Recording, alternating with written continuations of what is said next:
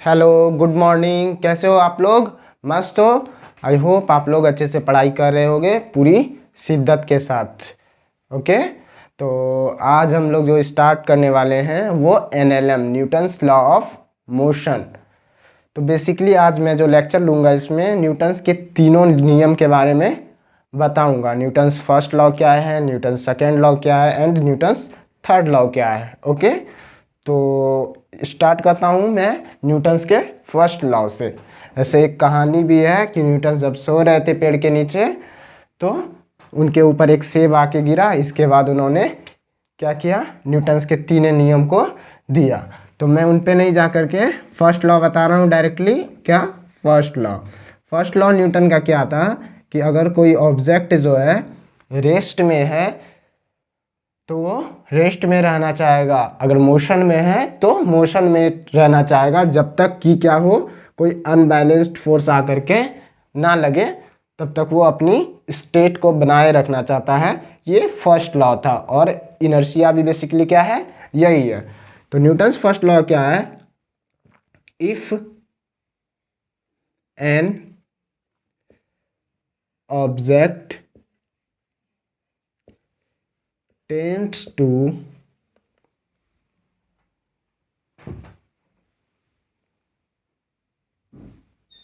if an object at rest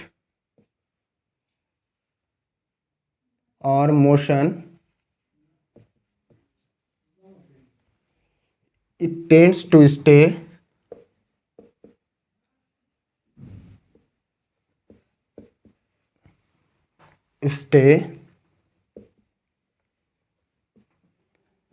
at rest or motion until unless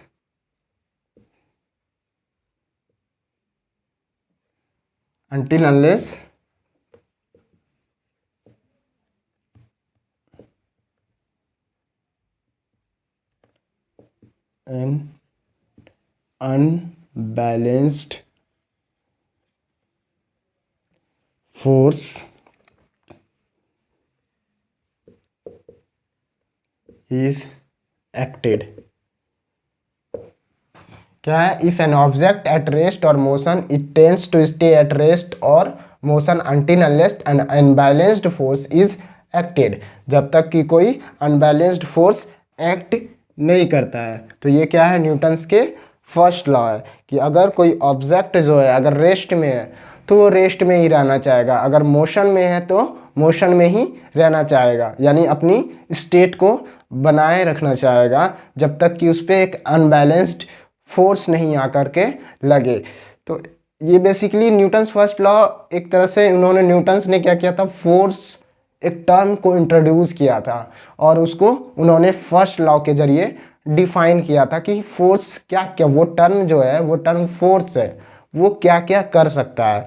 तो वो state को change कर सकता है। क्या कर सकता है, स्टेट को चेंज कर सकता है। अगर रेस्ट में है, अगर कोई ऑब्जेक्ट रेस्ट में है तो वो टर्म जो है यानी फोर्स जो है उसको मोशन में ला सकता है, वो मोशन में। तो बेसिकली ये डेफिनेशन दिया था उन्होंने, फोर्स जो टर्म इंट्रोड्यूस किया था फर्स्ट लॉ, उसके डेफिनेशन को बताता है कि फोर्स हुआ क्या, वो जो टर्म हुआ वो टर्म हुआ क्या, वो क्या क्या कर सकता है। तो वो स्टेट को चेंज कर सकता है कि अगर कोई ऑब्जेक्ट रेस्ट में है तो मोशन में ला सकता है, मोशन में है तो फिर वो उसको रेस्ट में ला सकता है, उसके डायरेक्शन को चेंज कर सकता है। ये न्यूटन्स का फर्स्ट लॉ था। जैसे ये अगर ऑब्जेक्ट रेस्ट में है, किस में है, रेस्ट में है, अगर ये रेस्ट में ही रहेगा जब तक कि इस पर एक अनबैलेंस फोर्स ना लगे, एक टर्न लगे, एक ताकत लगे, और वो ताकत फोर्स है। ये क्या है, फोर्स। फिर ये क्या कर सकता है, इसके स्टेट को चेंज कर सकता है। क्या कर सकता है, चेंज कर सकता है, इसको मोशन में ला सकता है। और कभी कभी ऐसा भी होगा कि स्टेट को चेंज ना करे बट उसका कोशिश कर सके। क्या कर सके, कोशिश। मे बी इतना फोर्स ना ये लगा पाए, इतना ताकत ना लगा पाए कि ये इसको मोशन में ला सके। तो फोर्स को उन्होंने बेसिकली फर्स्ट लॉ से डिफाइन किया था। ओके अगर फोर्स अनबैलेंस फोर्स, क्यों? क्योंकि अगर F इधर से लग रहा है और वही उतना ही फोर्स उसके अपोजिट डायरेक्शन में लग जाए तो फिर कोई फर्क नहीं पड़ेगा, वो रेस्ट में है तो रेस्ट में ही रहना चाहेगा। उसी तरह अगर कोई ऑब्जेक्ट मोशन में है इस डायरेक्शन में मोशन कर रहा है, अगर फोर्स इस डायरेक्शन में लग गया तो क्या कर सकता है, ये इसके डायरेक्शन को चेंज कर सकता है। अगर यहाँ पे एक टर्म है, ये ताकत अगर लगाएं तो ये क्या कर सकता है, ऑब्जेक्ट इधर मोशन कर रहा था तो उसके डायरेक्शन को चेंज कर सकता है, उसके स्टेट को चेंज कर सकता है। तो न्यूटन्स फर्स्ट लॉ यही बताता है हम लोग को कि अगर कोई ऑब्जेक्ट रेस्ट में है, मतलब कि मैंने कहा ना कि न्यूटन्स क्या एक तरह से डेफिनेशन बताया, एक टर्म इंट्रोड्यूस किया फोर्स, और उन्होंने उसको डिफाइन किया अपने फर्स्ट लॉ के जरिए कि न्यूटन्स का फर्स्ट लॉ जो है वो क्या बताता है, एक टर्म जो है फोर्स है वो क्या क्या कर सकता है। तो स्टेट को चेंज कर सकता है किसी ऑब्जेक्ट का, और वो फोर्स होना चाहिए अनबैलेंस्ड होना चाहिए। मिटाऊं मैं? और इनर्शिया भी बेसिकली यही है। आप लोगों ने बहुत सारा एक्सपेरिमेंट भी देखा होगा, जैसे कि टेबल पे एक ग्लास रख दिया जाता है, उसके नीचे ग्लास के नीचे एक क्लॉथ रख दिया जाता है, ऐसे करके क्लोथ्स।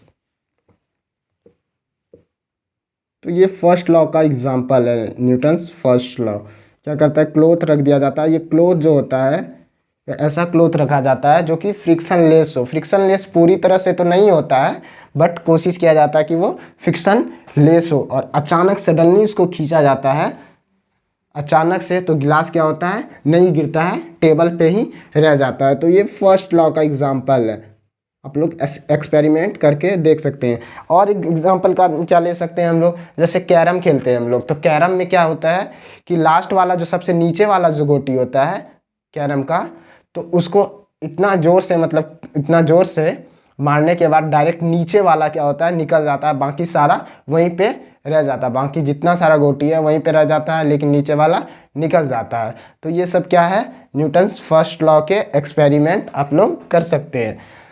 तो न्यूटन्स ने जो सोचा था क्या, कि वो एक फोर्स टर्म को इंट्रोड्यूस किया था, और उन्होंने उसको इस फर्स्ट लॉ के जरिए डिफाइन किया था कि वो क्या क्या कर सकता है, ये टर्म जो इंट्रोड्यूस किया वो क्या क्या कर सकता है। तो इनर्शिया भी यही है कि इनर्शिया का तो आप लोग मतलब कि एग्जांपल भी देखे होंगे या फिर जानते होंगे, कहीं ना कहीं सुने होंगे कि बस पे अगर चल रहे हैं, अचानक बस स्टॉप हो जाता है तो आपका बॉडी आगे चला जाता है। क्यों जाता है? क्योंकि आपका पैर जो है वो तो मोशन, जब बस स्पीड में रहता है, जब बस मोशन में रहता है तो आपका पूरा बॉडी मोशन में रहता है, पूरा बॉडी मोशन। जैसे ही ब्रेक लगाया तो आपका पैर क्या होता है, आपका पैर जो होता है वो कांटेक्ट में रहता है, किसके कांटेक्ट में, बस के फर्श के कांटेक्ट में रहता है।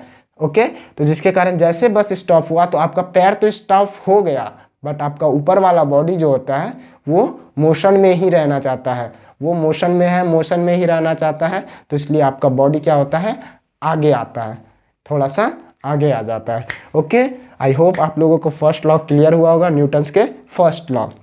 और इनर्शिया भी बेसिकली यही है, और इनर्शिया किसके कारण आता है, मास के कारण। अगर मास ही नहीं रहेगा तो फिर इनर्शिया कैसे?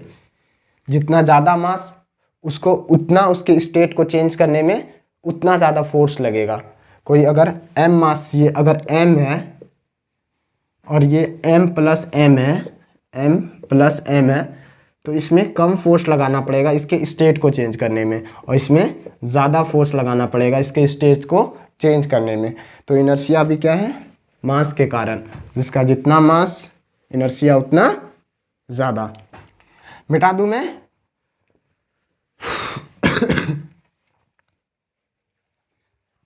Newton's second law.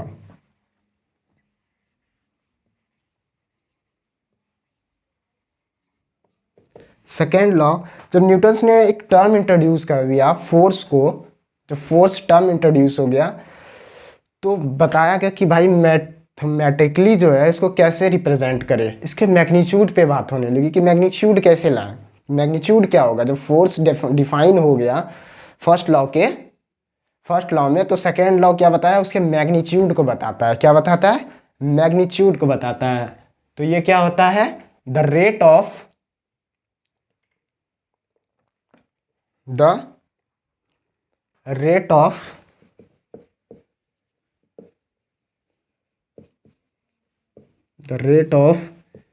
change of momentum.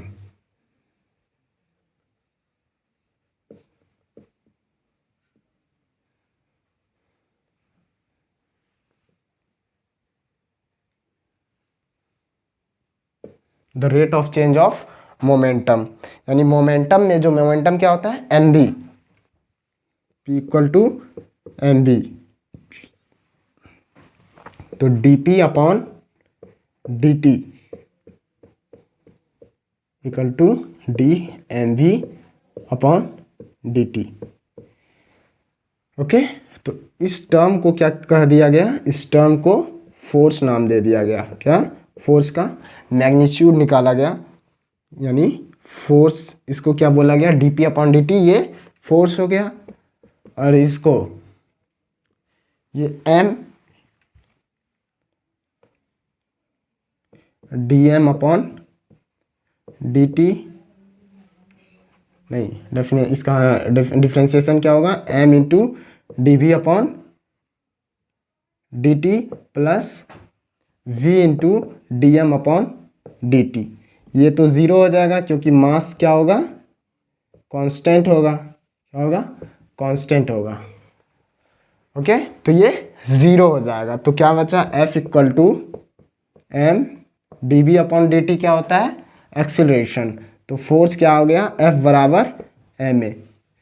तो अगर कोई पूछेगा तो फोर्स डायरेक्टली एफ बराबर एम ए नहीं होता है। फोर्स क्या होता है, the rate of change of momentum force होता है। और ये क्या है, वेक्टर क्वांटिटी है, वेक्टर क्वांटिटी।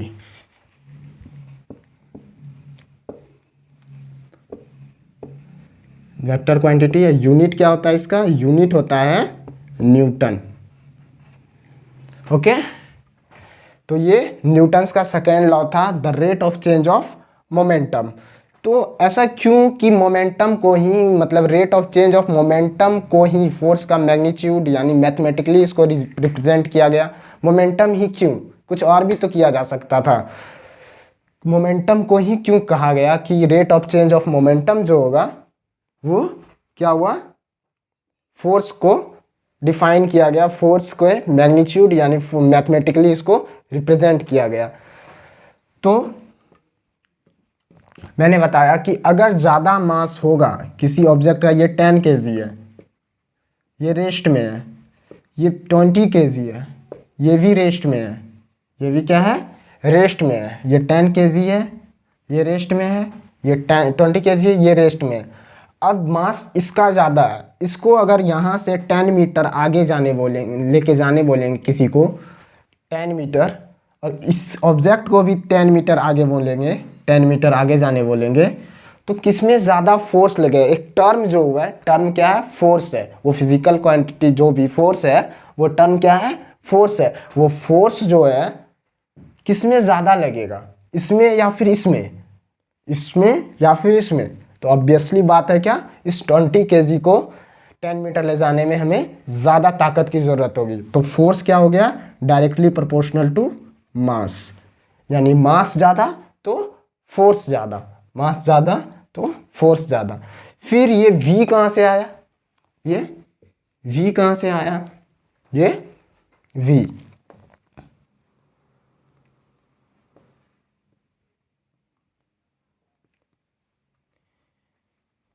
ये v कहाँ से आया। तो v जो है, अगर कोई ऑब्जेक्ट, एक साइकिल है, एक साइकिल है और एक बाइक है, ये एक बाइक है और एक साइकिल है। अगर दोनों को रख दे खड़े, ठीक है, कोई पकड़ा हुआ है, अब बोले दोनों को धक्का लगाने, दोनों में, दोनों को वेलोसिटी, दोनों का वेलोसिटी जो है 10 मीटर पर सेकेंड करने के लिए, इसका भी, इस साइकिल का भी और इस बाइक का भी वेलोसिटी 10 मीटर पर सेकेंड करने में, तो ज़्यादा फोर्स किस में लगेगा, बाइक में या फिर 10 मीटर इसको भी करने के लिए, 10 मीटर इस साइकिल को भी वेलोसिटी देने में। तो ज़्यादा दोनों को सेम वेलोसिटी देने में किस में ज़्यादा, मतलब कि दोनों को सेम वेलोसिटी देने में ज़्यादा फोर्स किस में लगेगा? ऑब्वियसली बाइक में। तो फोर्स क्या हुआ, इस तरह से वेलोसिटी पे भी डिपेंड किया। क्या किया? वेलोसिटी पे भी डिपेंड किया कि इस साइकिल को वेलोसिटी देने में कम टाइम, मतलब कि कम ताकत लगेगा, और इस बाइक को वही वेलोसिटी देने में ज़्यादा ताकत लगेगा। तो ये इस तरह से वेलोसिटी पे भी डिपेंड किया। तो डायरेक्टली प्रोपोर्शनल टू v, क्या हुआ? v, और उन्होंने एक कांस्टेंट हटाया और वो कांस्टेंट लिया था 1। तो p इक्वल टू mv,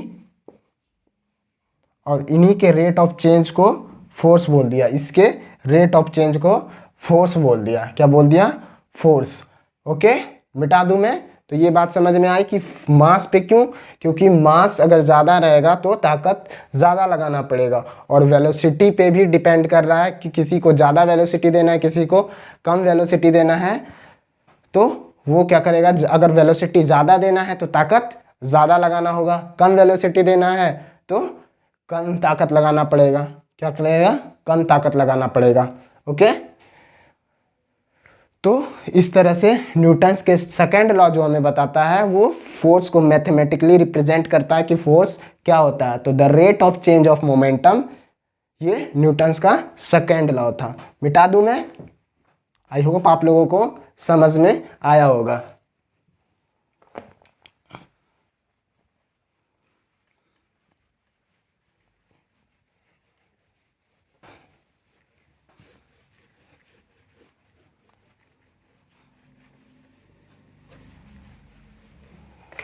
एक ग्राफ, ये फोर्स और टाइम का ग्राफ क्या बताता है? फोर्स और ये टाइम। तो फोर्स और टाइम का ग्राफ ले लिए, फोर्स और टाइम। अगर इसका एरिया निकाला जाए कोई ऐसे,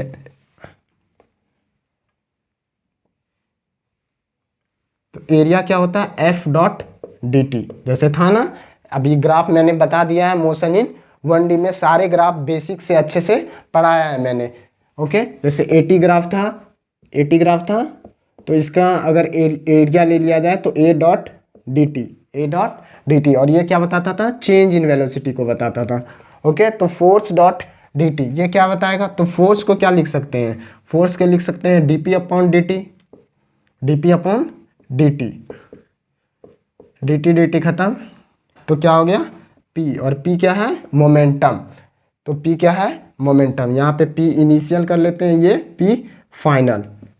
तो P क्या बचा? P final minus P initial, यानी कि जो एरिया है वो चेंज इन मोमेंटम को बताता है। F और T के ग्राफ, F और F versus T graph change in momentum को बताता है। उसका एरिया क्या बताता है?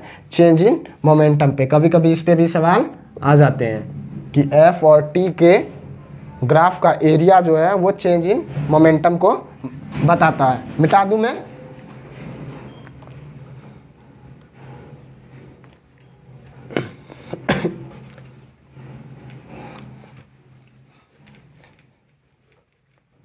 अब बात करता हूं मैं न्यूटन्स के तीसरे नियम के, Newton's third law, third law of Newton's, Newton's third law, third law.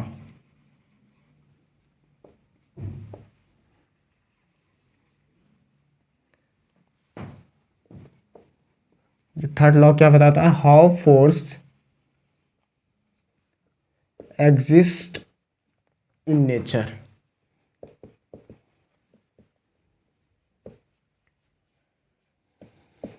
How force exist in nature, force nature में एग्जिस्ट कैसे करता है। जैसे फर्स्ट लॉ हम लोगों को एक टर्म इंट्रोड्यूस किया गया था फोर्स, उसको डिफाइन किया गया फोर्स क्या हुआ। इसके बाद दूसरा लॉ में मैथमेटिकली बताया गया कि फोर्स का मैग्नीट्यूड कैसे निकालेंगे, तो वो बताया गया सेकेंड लॉ से। थर्ड लॉ जो बताया गया था कि वो फोर्स, वो जो टर्म है वो नेचर में एग्जिस्ट कैसे करता है, इसके बारे में बताया गया। तो इस पर तीन चार बात आप लोगों को अच्छे से याद रखना है और बहुत ही अच्छे से याद रखना है उस 4 बात को, मैं अभी यहाँ पे नोट करा रहा हूँ। फर्स्ट है क्या, फोर्स, पहले लिख लेते हैं, force always exist in pair. Okay, force क्या होता है, always exist in pair. Second है इफ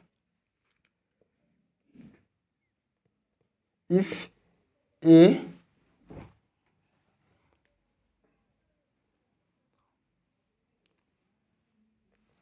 हिंदी में लिख देता हूं, अगर यदि ए बी पर एफ फोर्स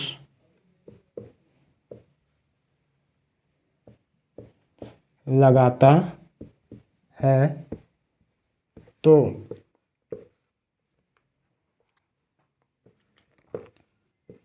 बी ए पर माइनस एफ फोर्स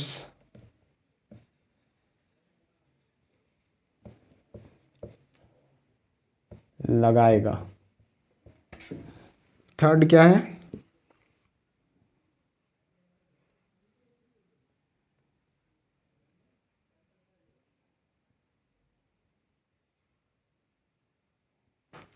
थर्ड क्या है, फोर्स जो होगा वो क्या होगा, सेम नेचर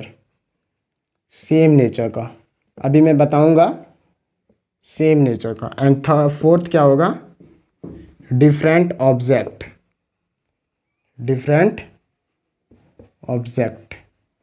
क्या होना चाहिए, डिफरेंट ऑब्जेक्ट। तो ये न्यूटन्स थर्ड लॉ है। न्यूटन्स थर्ड लॉ में ये चारों बातों को ध्यान में रखना है। तो थर्ड लॉ क्या बताता है कि फोर्स कैसे एग्जिस्ट करता है नेचर में, फोर्स नेचर में एग्जिस्ट कैसे करता है। तो फोर्स जो है हमेशा पेयर में एग्जिस्ट करता है, किसमें, पेयर में एग्जिस्ट करता है। यानी कि जब भी फोर्स आता है वो पेयर में आता है, सिंगल नहीं आता है, हमेशा पेयर में आता है। जैसे कि अगर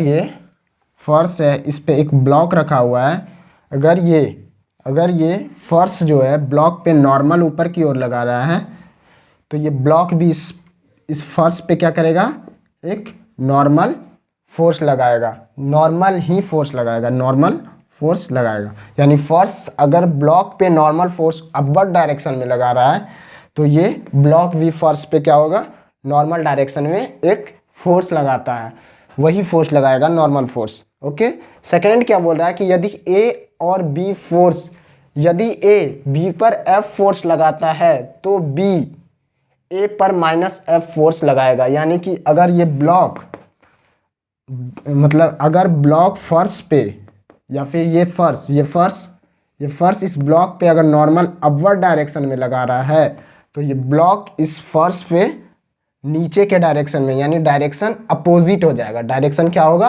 अपोजिट हो जाएगा। यानी अगर ये ए जो है इस बी पर एफ फोर्स लगा रहा है, तो ये बी भी इस ए पर क्या लगाएगा, माइनस एफ फोर्स, क्या लगाएगा, माइनस एफ फोर्स लगाएगा। ओके, सेकेंड पर। थर्ड है फोर्स सेम नेचर का होना चाहिए। यानी कि ऐसा नहीं कि एक ग्रेविटेशन फोर्स लग गया तो एक इलेक्ट्रोस्टैटिक फोर्स लग गया, ऐसा नहीं होगा। क्या होगा, अगर एक ऑब्जेक्ट नॉर्मल, जैसे यहाँ पे मैंने बताया कि एक नॉर्मल फोर्स है, ये नॉर्मल फोर्स लगा रहा है, तो ये ब्लॉक इस पे नॉर्मल लगा रहा है, तो ये फोर्स भी क्या करेगा, ब्लॉक पे नॉर्मल ही फोर्स लगाएगा। कोई अदर फोर्स में भी एग्जिस्ट कर सकता है, होगा, बट ये जो ब्लॉक इस पे नॉर्मल लगाया तो फोर्स भी इस ब्लॉक पे नॉर्मल फोर्स ही लगाएगा। अगर कोई ऑब्जेक्ट पे अर्थ जो है वो mg फोर्स लगा रहा है, तो ये ऑब्जेक्ट भी अर्थ पे क्या लगाएगा, mg फोर्स ही लगाएगा। कौन सा, mg फोर्स। इसके अलावा मे भी कोई फोर्स हो, बट क्या हो, सेम फोर्स का होगा। कैसा होगा, सेम फोर्स। आप लोगों को आश्चर्य लग रहा होगा कि ये ऑब्जेक्ट भी अर्थ पे क्या करेगा, mg फोर्स लगाएगा। और किस, अगर mg फोर्स ये डाउनवर्ड लगा है तो ये बॉल क्या करेगा, अर्थ पे अपवर्ड डायरेक्शन में अपनी और अर्थ को अट्रैक्ट करेगा mg फोर्स से ही। ओके, तो ये फोर्स क्या होना चाहिए, सेम नेचर। ऐसा नहीं कि एक इलेक्ट्रोस्टैटिक्स लगा दिए और एक ग्रेविटेशन लगा दिए या फिर कोई और फोर्स, तो दोनों क्या होगा, सेम नेचर होगा। क्या होगा, सेम नेचर। और ये डिफरेंट ऑब्जेक्ट, यानी कि ये जो फोर्स लगेगा वो डिफरेंट ऑब्जेक्ट पे, एक ही ऑब्जेक्ट पे नहीं। तो जैसे कि यहाँ पे मैंने दिया, इस ब्लॉक पे फर्श ने लगाया, और फर्श क्या हो गया, एक दूसरा ऑब्जेक्ट हो गया, ब्लॉक एक दूसरा ऑब्जेक्ट हो गया। तो फर्श पे ब्लॉक ने लगाया यानी एक दूसरा ऑब्जेक्ट है, और फर्श ने भी ब्लॉक पे वही फोर्स लगाया। तो ऑब्जेक्ट डिफरेंट होना चाहिए। जैसे कि नाव पे नाव पर के, मतलब अगर पानी में नाव खड़ा है तो नाव पर से हम लोग अगर कोई जंप लगाता है तो नाव ने क्या किया, उस जो जंप लगाया उस पे फोर्स लगाया, यानी ऑब्जेक्ट क्या हो गया, डिफरेंट। एक नाव हो गया और एक ये जो जंप लगाया।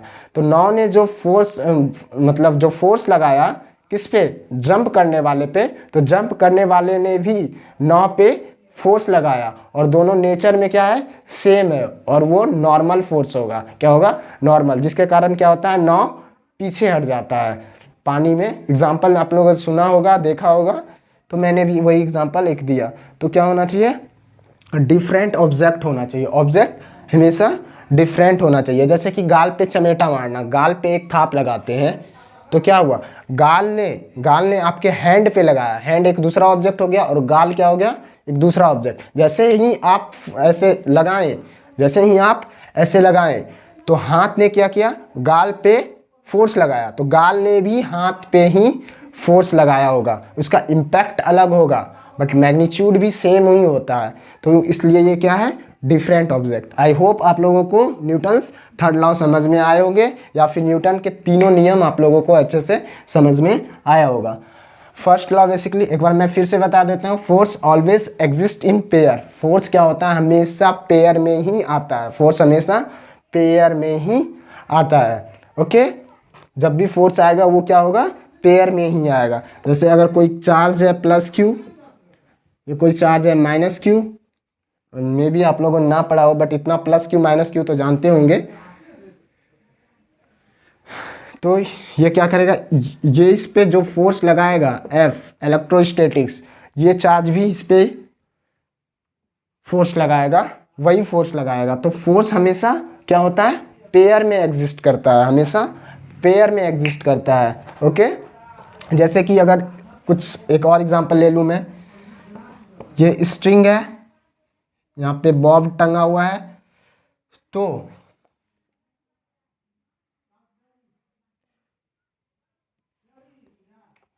इस छत पे, इस सीलिंग पे क्या होगा, एक टेंशन लगेगा नीचे, ये स्ट्रिंग लगाएगा, तो इस स्ट्रिंग पे भी एक और टेंशन आएगा, वो सीलिंग के द्वारा होगा।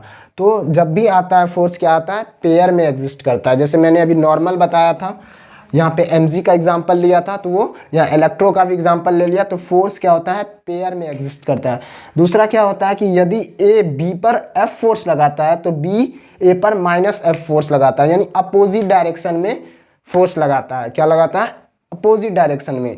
किसमें, अपोजिट डायरेक्शन में। जैसे अर्थ ने इस ऑब्जेक्ट पे डाउनवर्ड लगाया तो ऑब्जेक्ट भी अर्थ पे अपवर्ड डायरेक्शन में फोर्स लगाता है, सेम मैग्नीट्यूड का। इम्पैक्ट अलग हो, जैसे कि आप बोलेंगे कि हाथ को क्यों नहीं चोट लगता है, अगर बोल रहा है कि गाल भी हाथ पे उतना ही फोर्स लगाया तो फिर हाथ पे फोर्स क्यों नहीं लगा, हाथ को चोट क्यों नहीं लगा, गाल को ही क्यों लगा।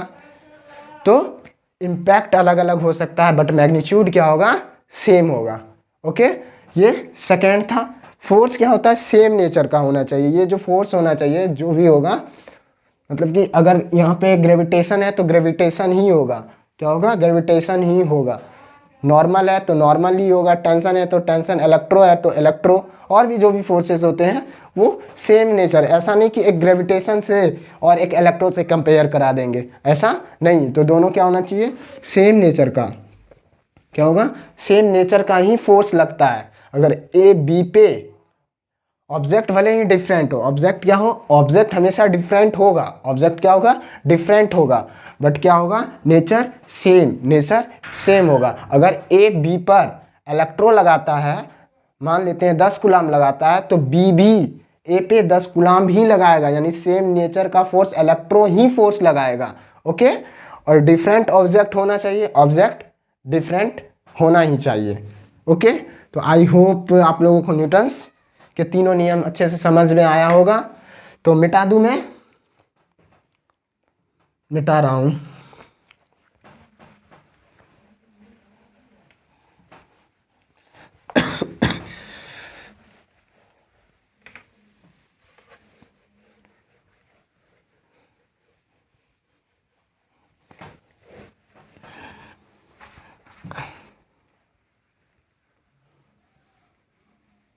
मेरा यार मेरी दौलत, मेरा यार ही तबाही, मेरा प्यार दोनों के हक में देता है गवाही। तो अब तो एक बार फिर से मैं बता देता हूँ, रिकैप थोड़ा सा कर लूँ कि न्यूटन्स के फर्स्ट लॉ क्या थे।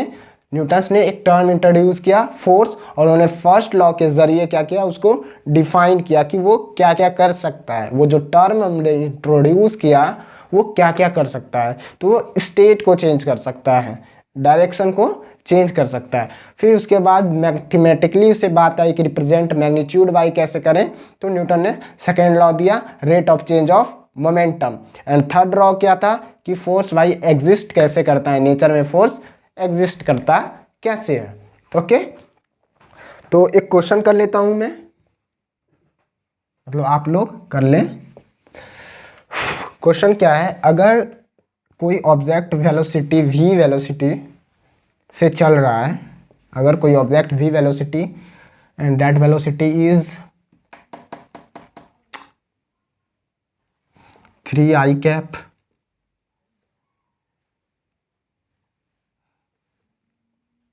Plus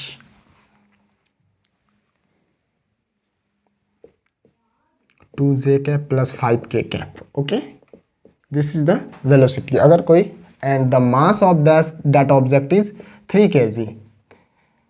if t equal to 0 पे एक फोर्स F लगता है, और वो फोर्स कितना है, वो फोर्स है 12i cap plus 18j cap. Then find velocity, find velocity at t equal to 2 second.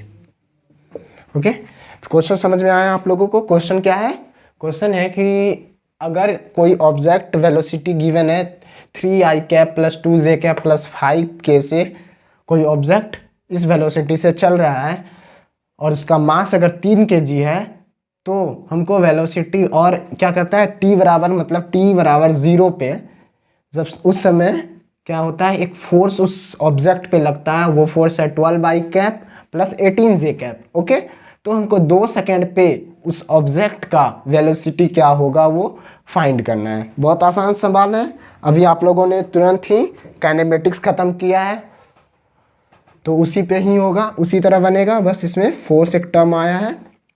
अभी डायनेमिक्स खत्म किए हैं, सॉरी काइनेमेटिक्स खत्म किए हैं, अभी डायनेमिक्स स्टार्ट हुआ है। तो इसको सॉल्व कैसे करेंगे, सॉल्व कैसे करेंगे, तो फोर्स है, तो फोर्स से सबसे पहले एक्सीलरेशन ला लेते हैं, और एक्सीलरेशन लाने के बाद उसको अगर डिफ्रेंशिएट कर लेंगे तो वहाँ से वेलोसिटी हम लोग इजिली फाइंड कर सकते हैं। तो फोर्स कितना है 18, एक सेकंड थोड़ा ट्विस्ट करता हूँ, 18 t या फिर t स्क्वायर j कैप थोड़ा सा।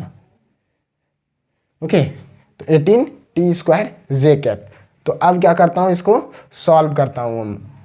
तो सबसे पहले अलग अलग डायरेक्शन में इसको सॉल्व कर लें, एक्स में अलग, वाई में अलग, जे में अलग करके सॉल्व कर लूँगा। तो सबसे पहले एक्स में एक्सेलरेशन निकालता हूँ, किसमें, एक्स में, ये वाई में एक्सेलरेशन आ जाएगा तो फिर वेलोसिटी फाइंड कर लेंगे हम। फोर्स है, मास है, एक्सेलरेशन आ गया, और एक्सेलरेशन को अगर डिफ्रेंशिएट कर दिए तो वेलोसिटी फाइंड कर लेंगे।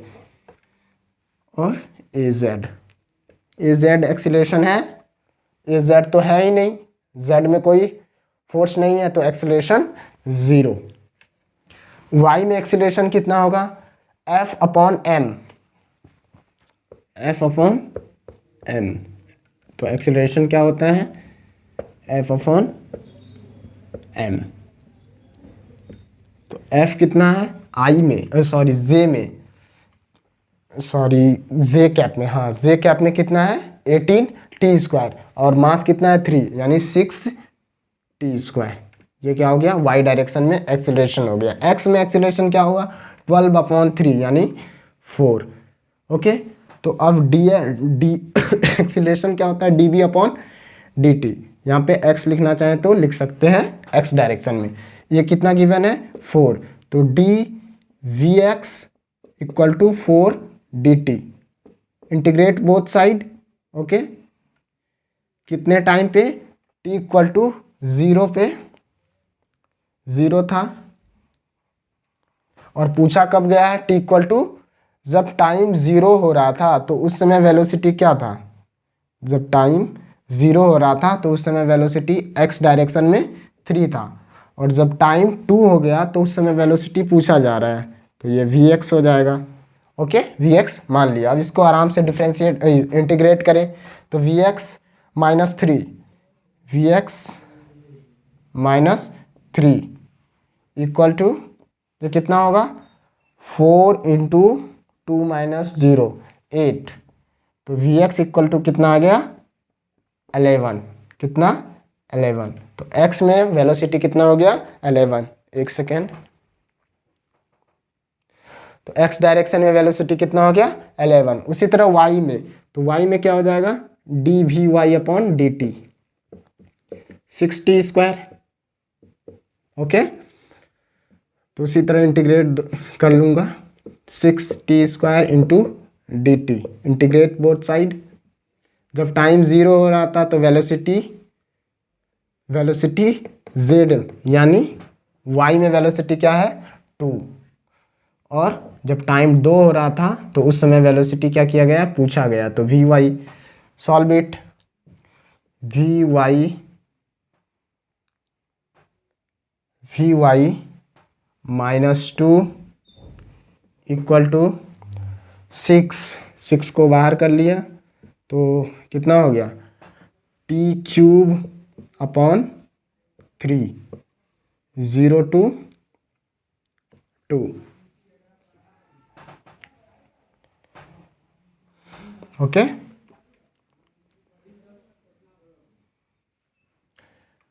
तो वी वाई -2 इक्वल टू 6/3 यानी 2, और 2 का क्यूब 8 माइनस 0 डायरेक्टली लिख रहा हूँ 16, तो वी वाई इक्वल टू क्या हो गया 16 + 2 18, तो 18 मीटर पर सेकेंड। ये वाई डायरेक्शन में वेलोसिटी आ गया, क्या आ गया वाई डायरेक्शन में।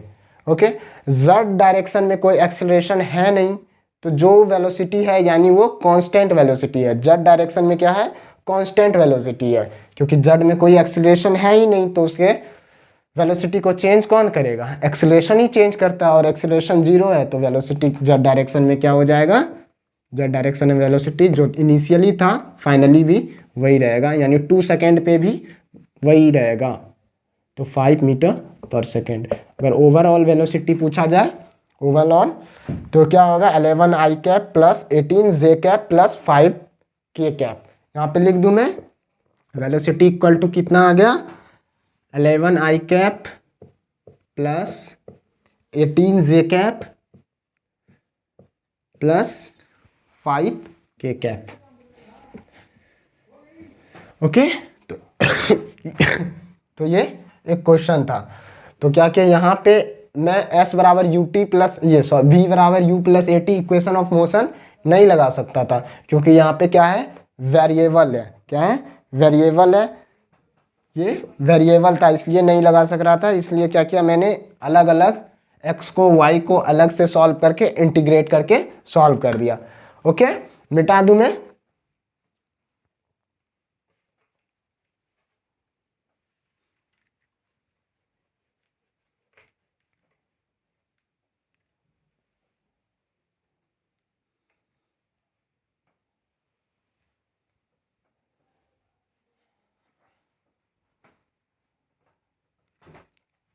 नेक्स्ट हेडिंग है इनर्शियल फ्रेम।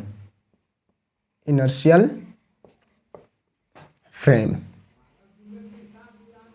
ये इनर्शियल फ्रेम क्या होता है? इनर्शियल फ्रेम क्या होता है? एब्सोल्यूट, मैंने पहले बता भी दिया है, फिर भी बता रहा हूँ, एब्सोल्यूट रेस्ट। यानी क्या हो, इनर्शियल फ्रेम उसको बोलते हैं जो एब्सोल्यूट रेस्ट पे हो। यानी कि एब्सोल्यूट रेस्ट, यानी कि उसको कहीं से भी उस फ्रेम को ऑब्जर्व करे तो वो रेस्ट पे ही दिखाई दे। तो ऐसा कोई फ्रेम है ही नहीं जो एब्सोल्यूट रेस्ट पे हो। तो न्यूटन्स थर्ड लॉ जो होता है, सॉरी न्यूटन्स लॉ जो होते हैं, न्यूटन्स लॉ जो होते हैं वो किस पे लगते हैं? इनर्शियल फ्रेम में ही। Inertial, Newton's law, Newton's law is applicable on inertial frame, applicable in inertial frame।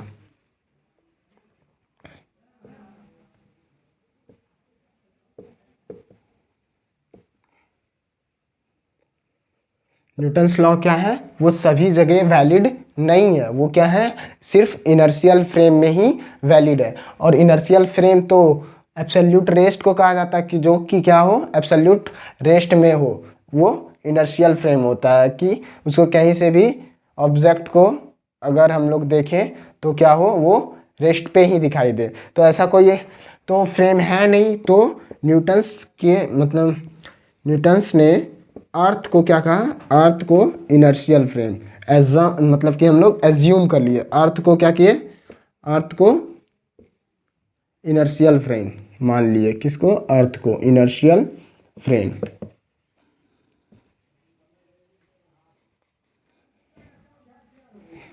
अर्थ को क्या किए? इनर्शियल फ्रेम मान लिए। ओके, तो इनर्शियल फ्रेम क्या होता है? कि जो एब्सोल्यूट रेस्ट में हो, और ऐसा कोई फ्रेम है नहीं। तो न्यूटन्स मतलब अर्थ को हम लोग क्या किए? एज्यूम कर लिए कि अर्थ जो है वो इनर्शियल फ्रेम है, और न्यूटन्स लॉ जो है वो सिर्फ एप्लीकेबल है इनर्शियल फ्रेम में ही। बाकी अगर किसी एक्सेलरेटेड फ्रेम में हम लोग न्यूटन्स लॉ लगाना चाहें तो वहाँ पे कुछ चेंजेस करना होगा। वो मैं आगे के लेक्चर में जब बताऊँगा तो वहाँ पे मैं कवर करूँगा। ओके, तो ये इनर्शियल फ्रेम की बात आई। तो इनर्शियल फ्रेम में ही न्यूटन्स लॉ एप्लीकेबल है, कोई एक्सेलरेटेड फ्रेम में एप्लीकेबल नहीं है। उसके लिए हमें इनर्शियल एक्सेलरेटेड फ्रेम में अगर लगाना हो तो वहाँ पे हम लोग को कुछ टर्म इंट्रोड्यूस करने होंगे, करेक्शन टर्म। उसके बाद वो न्यूटन्स लॉ वहाँ पे वैलिड होंगे। मिटा दूँ मैं। इसके बाद एक आता है इक्विलिब्रियम। क्या आता है? इक्विलिब्रियम।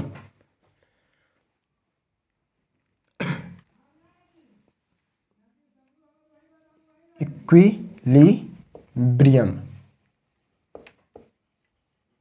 इक्विलिब्रियम क्या होता है कि एफ नेट, ये एफ नेट क्या होना चाहिए? ज़ीरो। ये क्या है? इक्विलिब्रियम।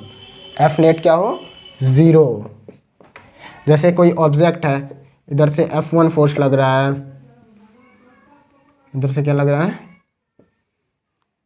F1 फोर्स लग रहा है,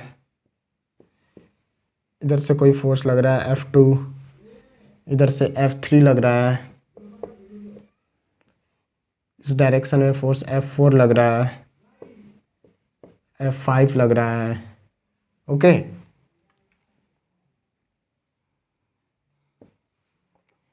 F5 लग रहा है। तो इस तरह से फोर्स लग रहा है, इधर एक F6 लग रहा है। ये सारे फोर्स अगर ज़ीरो हो जाए, ये सारे फोर्स क्या हो, एक दूसरे को कैंसिल आउट करे, यानी इस पे जितने भी फोर्स लग रहे हैं वो सारे क्या हो जाए, एफ नेट। मैं इंडिविजुअल बात नहीं कर रहा हूँ, ये सारे फोर्स मिलके क्या हो जाए, अगर ज़ीरो हो जाए तो उसे क्या कहेंगे, इक्विलिब्रियम फेज में है। कैसा फेज में, इक्विलिब्रियम फोर्स में। जैसे एग्जांपल भी मैंने कहा था, अगर कोई इंसान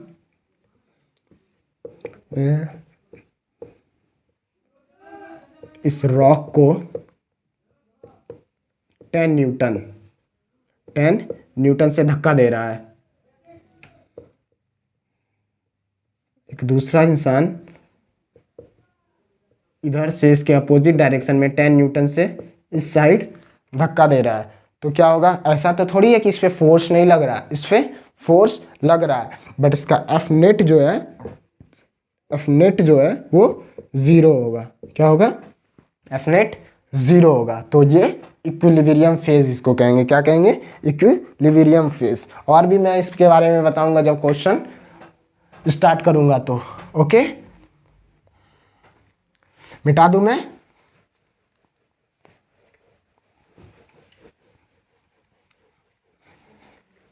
फोर्स कैसा क्वांटिटी है, वेक्टर क्वांटिटी।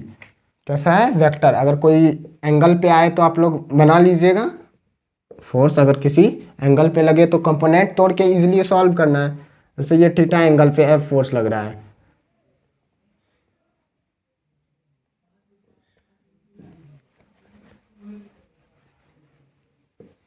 क्या लग रहा है, एफ फोर्स लग रहा है, एफ फोर्स लग रहा है, ऐसे मान लेता हूँ इस डायरेक्शन में। ओके, एंगल थीटा दे दिया गया है। तो आप लोग इस कंपोनेंट को तो तोड़ने जानते हैं, मैंने बताया। तो इस तरह भी फोर्स लगेगा तो एक्स में, और अभी जैसे जस्ट क्वेश्चन जो कराया मैंने वो क्या था, एक्स को अलग सॉल्व किया, वाई को अलग सॉल्व करके बताया। तो इस तरह से भी दिया रहेगा तो सॉल्व इजली हो जाएगा। तो आज बेसिकली हम लोगों ने क्या क्या पढ़ा, न्यूटन्स के नियम को जाना। तीनों नियम न्यूटन्स ने क्या क्या दिए थे। ओके, तो आज का लेक्चर मैं यहीं पे ख़त्म करता हूँ। एक फोर्स, डिफरेंट टाइप फोर्स जो होते हैं वो फंडामेंटल फोर्स, तो फंडामेंटल फोर्स होते हैं वो 4 होते हैं। मैं ऐसे बोल देता हूँ कि फंडामेंटल फोर्स कितने होते हैं, बुक में दिया गया है, एससीबी में भी है। फोर्सेस 4 टाइप के force, strong nuclear force, weak force, gravitation force और इलेक्ट्रोमैग्नेटिक फोर्स। ये चारों फोर्स क्या होते हैं, फंडामेंटल फोर्स होते हैं। क्या होते हैं, फंडामेंटल फोर्स। इसमें सबसे वीकेस्ट फोर्स जो होता है वो ग्रेविटेशन फोर्स होता है। सबसे स्ट्रॉन्ग फोर्स क्या होता है, स्ट्रॉन्ग न्यूक्लियर फोर्स होता है। सबका रेंज भी क्या होता है, अलग अलग होता है। तो जितने भी इसके अलावा जितने भी फोर्स आते हैं वो सब इस 4 फोर्स में ही आ जाते हैं। और ये 4 को क्या कहा गया है, फंडामेंटल फोर्स। कौन कौन सा force, the strong nuclear force, weak force, gravitation force और इलेक्ट्रोमैग्नेटिक फोर्स। तो सबसे ताकतवर फोर्स होता है स्ट्रॉन्ग न्यूक्लियर फोर्स, जो कि न्यूक्लियर में जो होता है, एटम के न्यूक्लियर में ये फोर्स एग्जिस्ट करता है। और दूसरा क्या हुआ, ग्रेविटेशन फोर्स जो होता है वो सबसे वीकेस्ट फोर्स होता है। ओके, तो आज के लेक्चर में यहीं पे समाप्त करता हूँ। आज हम लोगों ने बेसिकली रूप से न्यूटन्स के तीनों नियम के बारे में बताया। कल मैं धीरे धीरे फोर्स अलग अलग इंट्रोड्यूस करूँगा। जैसे नॉर्मल फोर्स इंट्रोड्यूस करूँगा, फिर अगले लेक्चर में टेंशन, फिर जो भी फोर्स है, स्प्रिंग फोर्स, वो सारे इंट्रोड्यूस करता जाऊँगा। ओके, तो आज का लेक्चर यहीं पे ख़त्म करते हैं। Okay, bye.